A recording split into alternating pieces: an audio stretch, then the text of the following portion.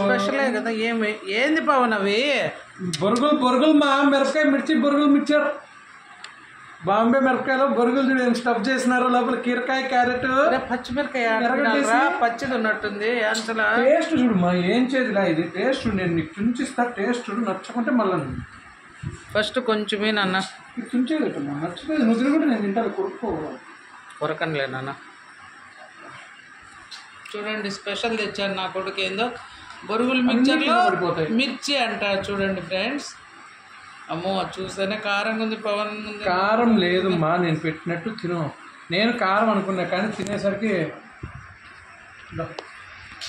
నువ్వు మళ్ళీ తిన్నాక తినేసినాక తిమ్మా.